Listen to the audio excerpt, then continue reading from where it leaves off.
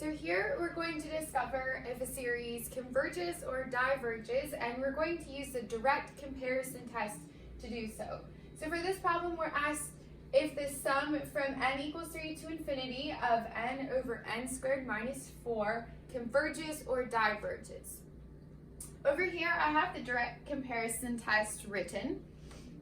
The idea behind this is if we don't know whether or not the series we're looking at converges or diverges, but we can find another series that we can relate to it that does converge or diverge, then we may be able to tell whether our series converges or diverges.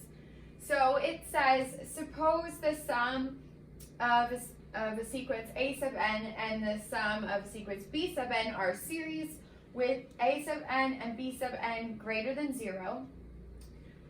If the sum of b sub n is convergent and a sub n is less than or equal to b sub n, then the sum of a sub n is convergent. And so for this, the idea is that if we know that b sub n converges and that a sub n is less than it, then we're kind of forcing a sub n to converge. The opposite statement is that if b sub n is divergent and a sub n is greater than or equal to b sub n, then a sub n is divergent. And this is a similar idea. We have a series that we know diverges and the series we're looking at is greater than that, then it forces that series to diverge. So here we're going to look at this and see if we can find something to relate it to in order to tell whether it converges or diverges. So our a sub n here is n over n squared minus 4.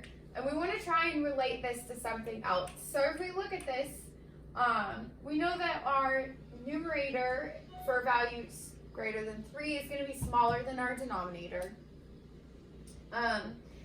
And also we know that this denominator is going to be smaller than just n squared, so that makes this whole thing greater than n over n squared, which is equal to 1 over n. And now we do know by a previous example using the integral test that this series 1 over n diverges. It's a harmonic series. And so this will let 1 over n be our b sub n. So now we want to make sure that what we've done is meeting the criteria to use the direct comparison test. So first we need that the sum of a sub n and the sum of b sub n are series. And so these are both series. And they need to both be greater than 0. And so we can state that a sub n and b sub n are greater than 0. If we start with our values set n equal to 3, these values are always going to be greater than 0. So we meet that requirement. We also have from this string of inequalities, we have that a sub n is greater than or equal to b sub n. And so we also know that the sum of b sub n is divergent. So we can say by previous proof using integral test,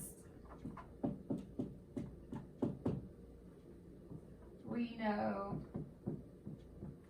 that the sum of b sub n diverges. And so now we can use this information, the fact that a sub n is greater than or equal to b sub n, and that the sum of b sub n diverges, in order to use the second part of the direct comparison test and say that a sub n, our series that we're looking at, also diverges. And so we can say by direct comparison test, the sum of a sub n diverges. So to answer our question, we know that our sum, the sum from n equals 3 to infinity of n over n squared minus 4 diverges. And that's what we were looking to find. So again, if we're going to use for any of these tests to try and figure out whether certain series are convergent or divergent, we need to make sure that we meet the criteria of the test in order to make that statement. So we need to make sure that we show all of the conditions. And so our conditions were that both our series that we're looking at, they're greater than 0. And so we showed that.